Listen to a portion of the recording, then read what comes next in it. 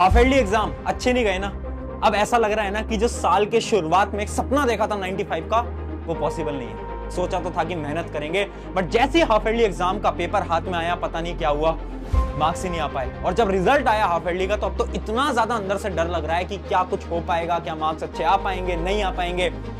देखो, ये तुम्हारी अकेले की प्रॉब्लम नहीं है। पिछले साल भी ऐसा ही एक स्टूडेंट था तुम्हारी तरह, है ना, और उससे पिछले साल भी एक स्टूडेंट था तुम्हारी तरह जिसका नाम था रोहित। रोहित आता है मेरे पास और वो भी तुम्हारी जैसी सेम प्रॉब्लम लेकर आता है कि प्रशांत भैया हाफ ईयरली एग्जाम हुए हैं और हाफ ईयरली एग्जाम के अंदर रिजल्ट अच्छा नहीं आया। मैंने सपने तो बहुत देखे थे कि अच्छे मार्क्स लाएंगे, पेरेंट्स को प्राउड फील कराएंगे, बहुत बढ़िया कर लेंगे, बट जैसे ही हाफ ईयरली एग्जाम हुए मार्क्स अच्छे आ ही नहीं पाए। अब मुझे ना डर लग रहा है क्या फाइनल एग्जाम के अंदर मैं अच्छे मार्क्स लेके आ पाऊंगा भी या नहीं लेके आ पाऊंगा। मैंने उस स्टूडेंट से सिर्फ 3 सवाल पूछे और जिस दिन उसे इस तीनों सवाल के आंसर मिल गए ना, उस दिन के बाद उसने इतनी डेडिकेशन से पढ़ाई करी कि उसका जो फाइनल रिजल्ट था ना, वो 95% से भी ज्यादा था। सो हाय एवरीवन, मेरा नाम है Prashant, mentor of thousands of students. सोच रहे हो ना भैया क्या सवाल थे वो 3, हमसे भी वो 3 सवाल पूछो ताकि हम भी उतनी पढ़ाई कर पाए और उतना अच्छा रिजल्ट लेके आ पाए। तो सुनना एक एक करके वो तीनों सवाल, और इन तीनों सवाल के आंसर आपको आज अभी के अभी कमेंट में देने हैं। देखो, पहला सवाल मैंने पूछा, रोहित मुझे एक बात बता, क्या तुझे लगता है कि तू आज से अगले 3 महीने तक इतनी मेहनत करेगा जितनी तूने अपने जीवन में कभी ना करी हो, और तू बहुत अच्छे मार्क्स लेके आएगा? क्या तुझे खुद को लगता है कि तू मेहनत कर सकता है? खुद से तुम्हें सवाल पूछना है आज। रोहित ने बोला कि भैया कर तो सकता हूं, मुझे खुद पे भरोसा है, पता नहीं अंदर से मुझे लगता है कि हाँ मैं कर लूंगा। दूसरा सवाल मैंने उससे पूछा, रोहित एक बात बताना, क्या तू इन सारी डिस्ट्रैक्शंस को छोड़ने को तैयार है अपने एग्जाम के लिए, अपने करियर के लिए? तो रोहित थोड़ी देर सोचा और उसने बोला हाँ भैया, इसके लिए भी एकदम मैं तैयार हूं, मैं कर लूंगा। और फिर मैंने आखिरी सवाल पूछा, रोहित बहुत बार ऐसा होगा जब तेरा पढ़ने का मन नहीं करेगा, उस समय पर तुझे अपना गोल, अपना वाय, कि तू पढ़ाई क्यों कर रहा है, वो तुझे एकदम क्लियर करना पड़ेगा। क्या तू उस वाय को क्लियर करने के लिए तैयार है? तेरा जो एम है, तेरा जो लक्ष्य है, क्या वो क्लियर है? तो बोलता भैया एकदम क्लियर है। मैंने पूछा क्या है लक्ष्य? तो बोलता भैया पेरेंट्स को प्राउड फील कराना है और रिश्तेदार जो बोलते थे उनका मुंह चुप करवाना है। तो मैंने कहा बहुत बढ़िया। अगर इन तीनों क्वेश्चंस का आंसर आपने भी यस दिया ना, तो इसका मतलब है कि तुम भी आज के समय पर रोहित वाली सिचुएशन में हो। नंबर रोहित के हाफ ईयरली में बहुत कम थे, उसको भी लग रहा था कुछ नहीं हो पाएगा, बट जब उसको पता चला ना कि 3 चीजें इंपॉर्टेंट है, बस 3 चीजें, तुम्हारा गोल इंपॉर्टेंट है, तुम्हारा वाई इंपॉर्टेंट है, तुम्हारी डेडिकेशन इंपॉर्टेंट है, और सारे डिस्ट्रैक्शंस को छोड़ना इंपॉर्टेंट है। अगर इन तीनों का आंसर तुम्हारा यस है, पहले कमेंट करके बता भी देना क्या इनका आंसर यस है। क्या तुम्हें लगता है तुम कर पाओगे? अगर तुम्हें लग रहा है ना दोस्तों, तुम कर जाओगे। बस तुम्हें एक डायरेक्शन चाहिए, एक रास्ता चाहिए, एक पाथ चाहिए। और एक बात मैं बता देता हूं यार, देखो मैं वीडियो 1000 बना दूंगा, 100 बना दूंगा, बट अगर तू एक भी वीडियो फॉलो नहीं करेगा ना दोस्त, मेरी इस वीडियो का कोई मतलब नहीं रह जाएगा। तो प्लीज आज से तुम्हारे पास 3 महीने बचे हैं। भैया 3 महीने कैसे बचे हैं? कुछ बच्चे इसको अभी अक्टूबर में देख रहे होंगे, कुछ नवंबर में देख रहे होंगे, कुछ शायद दिसंबर में भी देख रहे हो। अक्टूबर से भी हम काउंट करें, अक्टूबर, नवंबर, दिसंबर, 3 महीने, क्योंकि जनवरी से तो रिवीजन स्टार्ट होता है। जनवरी से तो बहुत सारे प्री बोर्ड्स, 10th क्लास के, 9th के भी बहुत सारे स्कूल्स के अंदर एग्जाम हो रहे होते हैं। तो मात्र आपके पास जो टाइम बचा है वो है 90 डेज का। और अगर मैं बोलूं कि 90 डेज भी नहीं बचे हैं, मतलब इन 90 डेज को भी काट दो और लिख दो यहां पर 75 डेज। क्यों?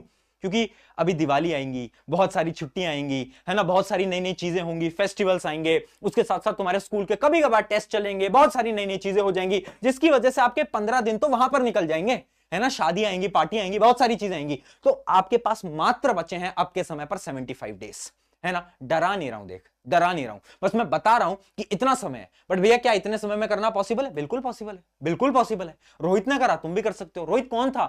एवरेज बच्चा था, एवरेज बच्चा था। तुम अगर एवरेज हो या फिर एवरेज से थोड़ा ऊपर है, थोड़ा नीचे हो, फर्क नहीं पड़ता, तुम कर जाओगे। कैसे कर जाएंगे भैया? एक डायरेक्शन दे दो, डायरेक्शन मैं दूंगा बट फॉलो करोगे, इस बात का वादा कर दो।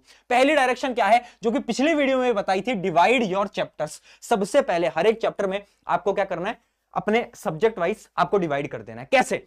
देखो कुछ कुछ चैप्टर ऐसे होते हैं जो कि बहुत ज्यादा मुश्किल होते हैं, और कुछ होते हैं जो कि बहुत ज्यादा आसान होते हैं, और कुछ ऐसे होते हैं जो कि मॉडरेट होते हैं। मॉडरेट कौन से? जो कि आसान होते हैं, वो थोड़े लंबे होते हैं, है ना। तो 3 कैटेगरी के अंदर डिवाइड कर देना है, easy, easy plus lengthy plus hard. हर एक सब्जेक्ट को, math, science, SST, English, Hindi, सबको, ठीक है। अब ये क्यों करवा रहा हूं मैं? क्योंकि आपको स्टार्ट करना है सबसे पहले इजी टॉपिक्स को उठाकर। आपको क्या करना है, आपको इजी टॉपिक्स को फटाफट से उठाना है और उन्हें प्रैक्टिस करना स्टार्ट करना है सबसे पहले। क्यों? क्योंकि भाई अब तुम्हें चाहिए थोड़ा बहुत कॉन्फिडेंस।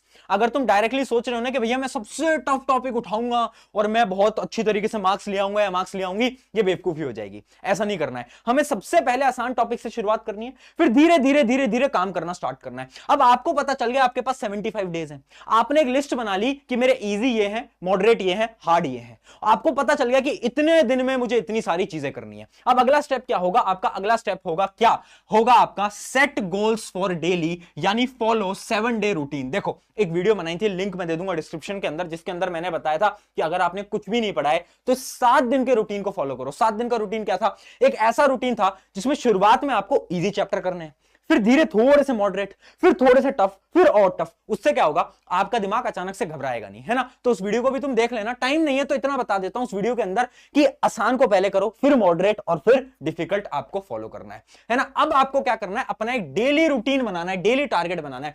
टाइम टेबल को गोली मारो, कुछ नहीं होता टाइम टेबल, कुछ नहीं बनाना टाइम टेबल। हमें क्या करना है? हमें हर रोज लिखना है, हमें डेली लिखना है। हमने एक शीट तैयार कर ली जिसको हम बोलेंगे डेली शीट, है ना? डेली शीट हम तैयार करेंगे और उसके अंदर हम हमारे टारगेट्स लिखेंगे। मैं लिखूंगा टारगेट नंबर 1, टारगेट नंबर 1 है मेरा चैप्टर 1। फिर मैं लिखूंगा टारगेट नंबर 2। और सोने से पहले इस शीट को हम चेक करेंगे, इस शीट को हम चेक करेंगे। और अगर तुम अपने टारगेट्स को पूरे करते हो ना, तो फिर इसको काटना, ऐसे काटना, ऐसे काटना। ये जब तुम इसको ऐसे कट करोगे ना, मैं सच बता रहा हूं, इससे बड़ी मोटिवेशन कुछ नहीं है। रात को सोने से पहले अगर तुम अपने टारगेट्स को कंप्लीट कर लेते हो और ऐसे कट करते हो ना, इतना ज्यादा सुकून महसूस होता है, इतना ज्यादा बेहतरीन महसूस होता है और नींद भी बहुत अच्छी आती है ना? और ऐसा भी बहुत टाइम होगा जब टारगेट्स पूरे नहीं होंगे, तो कोई बात नहीं, उस टारगेट को उठाना और अगले दिन के अंदर शिफ्ट कर लेना। बट ट्राई करना हर एक टारगेट को तुम डेली के डेली कंप्लीट करो। टाइम टेबल मत बनाओ 9 से 11, 12 से 1, 12 से 2, वो छोड़ दो। तुम्हें बस डेली टारगेट्स बनाने, आपके समय पर टाइम टेबल वाली बात खत्म करो, टारगेट्स बनाओ, उतना तुम्हारे लिए इनफ है। ठीक है, अगला क्या है? अब आपको क्या करना है भैया? पढ़ना कहां से, ये तो बता दो। कैसे पढ़ाई करें वो तो आप बात ही नहीं कर रहे हो। देखो पढ़ना तुम सबको मालूम है कि यूट्यूब पे हमने या फिर बहुत सारे एजुकेटर्स ने आपके लिए इतनी सारी वीडियोस बना रखी है, तो प्लीज फायदा उठाओ, है ना? मेरे चैनल पे 9th और 10th दोनों के वन शॉट वीडियो आपको दिख जाते हैं यार। अगर आप 9th 10th किसी भी क्लास को, टेंशन की क्या बात है, सबसे पहले उठाओ और वीडियोस को देखो। बट भैया प्रॉब्लम क्या है ना, वीडियोस को तो देखता हूं बट कभी कभार क्या होता है ना, डिस्ट्रैक्शन हो जाता है। मैं समझ रहा हूं तेरी बात, है ना? डिस्ट्रैक्शन हो जाता है, फोन पे चले जाते हो, इधर भाग जाते हो। एक मेथड बताता हूं, देखना, टाइमर मेथड।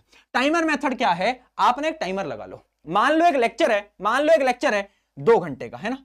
2 घंटे का, तो आप एक टाइमर लगा लो कि मुझे 12 से 2 के अंदर ये लेक्चर खत्म करना है, या फिर 12 से 3 के अंदर, क्योंकि अगर तुम साथ साथ में नोट्स बनाते होगे तो टाइम लग जाता होगा। तो एक टाइमर लगा लो 12 से 3, है ना? और 3 बजे का अलार्म सेट कर दो, 3 बजे लेक्चर खत्म हो जाना चाहिए। उससे क्या होगा? तुम्हारे दिमाग के ऊपर प्रेशर होगा कि मुझे लेक्चर खत्म करना है, लेक्चर खत्म करना है, लेक्चर खत्म करना है, जिससे कि तुम जैसे डिस्ट्रैक्टेड हो गए आपको याद आ जाएगा कि हाँ मुझे तो अपना ना लेक्चर खत्म करना है। तो ये जो मेथड है टाइमर मेथड, ये बहुत ज्यादा इंपॉर्टेंट है हर एक स्टूडेंट के लिए, क्योंकि बार बार डिस्ट्रैक्टेड होने से आपको बचा लेगा। उसके बाद आपको अपने नोट्स बनाने हैं, खुद के नोट्स बनाओ। फिर बोल रहा हूं, हर बार बोला है, खुद के नोट्स बनाओ, है ना?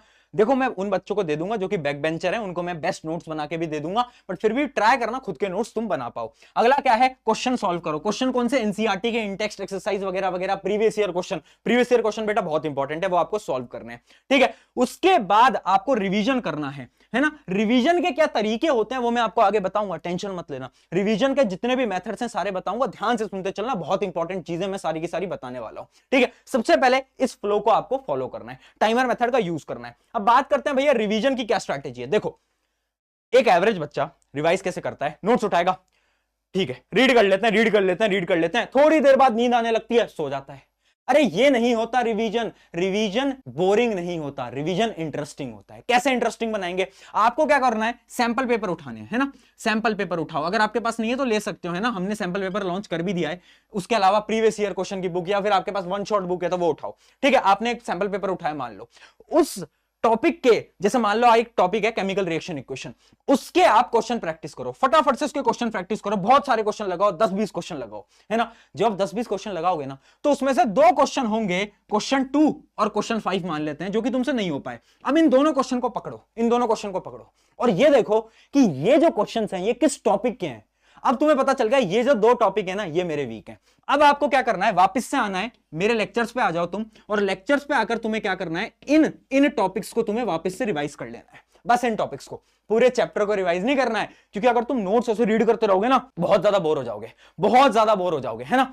तो नोट्स बार बार रीड मत करो, क्वेश्चन प्रैक्टिस करो और उसके बाद जाकर लेक्चर को देख लो, वापस से रिवाइज कर लो, अच्छा ये वाला टॉपिक था, या फिर 10th के लिए तो मैंने रैपिड रिवीजन भी बना रखा है, तो वहां से आप जाकर देख लेना। तो ऐसी चीजों की मदद से तुम सारी चीजें बना सकते हो। और याद रखना, अगर रिवीजन तुम्हें लगता है बोरिंग है तो टाइमर मेथड का इस्तेमाल करो। ये टाइमर लगाओ कि मुझे एनसीईआरटी पढ़नी है, 10 मिनट का टाइमर लगा लो, 10 मिनट के अंदर एनसीईआरटी का एक पेज पढ़ना है। तो जब तुम्हारे पे प्रेशर होगा ना 10 मिनट में एक पेज पढ़ना है, तो तुम्हारा फोकस नहीं लेगा, तुम 10 मिनट के अंदर सिर्फ एक पेज पढ़ोगे। इन छोटी छोटी टेक्निक से ना बहुत ज्यादा फायदा होता है बेटा, ट्राई करके देखना। अगला आ जाता है राइटिंग प्रैक्टिस। देखो, और ये बात मैंने रोहित से भी बोली थी कि आज से ही राइटिंग प्रैक्टिस की आदत डाल लो। राइटिंग प्रैक्टिस मतलब, देखो इसके ऊपर एक पूरी डिटेल वीडियो बना चुका हूं, बट मैं फिर भी आपको बता देता हूं। बोर्ड के अंदर या फिर तुम्हारे स्कूल एग्जाम्स के अंदर भी तुम कितना अच्छे से लिख के आते हो उससे फर्क पड़ता है। मान लो तुम्हें पूरी साइंस आती है, पूरी एसएसटी आती है, पूरी मैथ आती है, पर अगर तुम्हें लिखना नहीं आता, क्वेश्चंस को सॉल्व करना नहीं आता, तो नंबर नहीं मिलेंगे बेटा, है ना, नंबर नहीं मिल पाएंगे। ऐसा ही है हमारा एजुकेशन सिस्टम, ये रियलिटी है। तो तुम्हें क्या करना है, लिखने की तैयारी कर लेनी है। लिखने की तैयारी कैसे करोगे, बहुत सारे अलग अलग तरीके हैं, बट फिर भी मैं तुम्हें बता देता हूं एक बेस्ट मेथड होता है। आप क्या करो, डेली रात को सोने से पहले एक नोटबुक उठाओ और उसके अंदर सिर्फ 5-6 लाइन के अंदर जो भी आपके साथ हुआ उसको इंग्लिश में लिखना, ताकि आपकी थॉट्स को आप लिख पाओ। उसमें आप थोड़ी सी ग्रामर मिस्टेक भी करोगे, बट धीरे धीरे धीरे धीरे समय के साथ वो सही होता जाएगा। और जब आप एग्जाम में बैठोगे तो आपको भी वही करना है, आंसर आपके दिमाग में है, अब आपको दिमाग से सोच के उन आंसर्स को लिखना है। तो ये बहुत ईजी स्टेप है। इससे ना वो जो तुम रटते हो ना आंसर को, वो रटना बंद हो जाएगा। इससे आप खुद के आंसर खुद लिख पाओगे। इस टेक्निक को फॉलो करना, ये one of the secret and one of the best technique है जो कि हर एक टॉपर फॉलो कर रहा होता है। अब बढ़ जाते हैं हमारे फाइनल कुछ पॉइंट्स की तरफ, और ये one of the most important points होने वाले हैं। ध्यान से सुन लो, पिछले 5 से 6 साल से पढ़ा रहा हूं, ये मेरा एक्सपीरियंस है जो कि ये सारे पॉइंट्स में लिख कर आया हूं। पहला एक्सपीरियंस बोलता है नो डे इज सेम। देखो, इवन मेरे साथ भी होता है, हर रोज मैं एक सेम एनर्जी के साथ काम नहीं कर सकता। कि कुछ दिन ऐसे होते हैं जब मैं बहुत सारा काम कर लेता हूं, कुछ दिन ऐसे होते हैं जब मैं बहुत कम काम कर पाता हूं। होता है, सबके साथ होता है, हम सब ह्यूमंस हैं। तो ऐसा नहीं होगा कि तुम सोच रहे हो डेली 3 घंटे 4 घंटे 5 घंटे 6 घंटे पढ़ लोगे। नहीं, कुछ दिन आएंगे जब तुम 4 घंटे पढ़ोगे, फिर कुछ दिन आएंगे जब 3 घंटे पढ़ोगे, कुछ दिन आएंगे सिर्फ 30 मिनट्स पढ़ाई करोगे। होगा, बिल्कुल होगा। बट पता है तुम्हें एवरेज और टॉपर को क्या अलग करता है? जब टॉपर का पढ़ने का मन नहीं करता ना, तो भी वो खुद से बोलता है कि मात्र 30 मिनट पढ़ लेते हैं। उससे क्या होगा, उससे एटलीस्ट आपकी कंसिस्टेंसी बनी रहेगी। मान लो आप पिछले दिन 4 घंटे पढ़े हो, कभी 3 घंटे पढ़े हो, बट अगर आप डेली थोड़ा थोड़ा पढ़ते हो ना, डेली थोड़ा थोड़ा पढ़ते हो, तो ये जो होता है, ये होता है टॉपर का माइंडसेट। याद रखना, हर रोज सेम नहीं होगा, बट आपको कंसिस्टेंसी फॉलो करनी है। अगला आ जाता है 5 मिनट आर ऑल्सो इंपॉर्टेंट। बहुत सारे स्टूडेंट है जो कि सोचते हैं नहीं नहीं अभी नहीं, अभी तो हम 10 बजे से पढ़ेंगे, अभी नहीं, अभी तो हम 8 बजे से पढ़ेंगे, अभी नहीं, हम तो 7 बजे से पढ़ेंगे। अरे भाई, 5 मिनट भी खराब मत करो।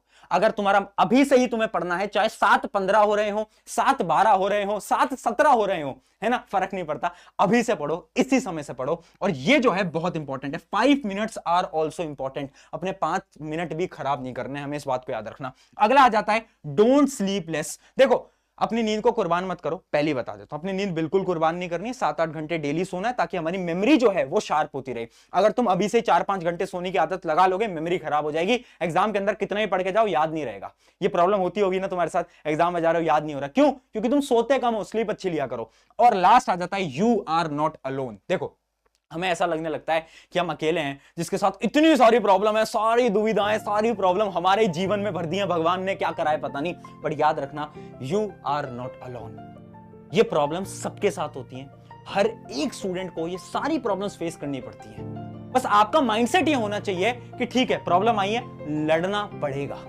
है ना। बट एक चीज याद रखना, अपना बेस्ट देना है। और ये जो 3 महीने अगले, इसमें जी जान लगा दो, हार्डवर्क कर लो। शुरू में 3 सवाल पूछे थे, उन तीनों सवाल का अगर तुम्हारा आंसर यस था ना, तो यानी तुम भी कर लोगे, जैसे कि तुम्हारे सीनियर रोहित ने करा था। शुक्रिया एवरीवन, मेरा नाम है प्रशांत।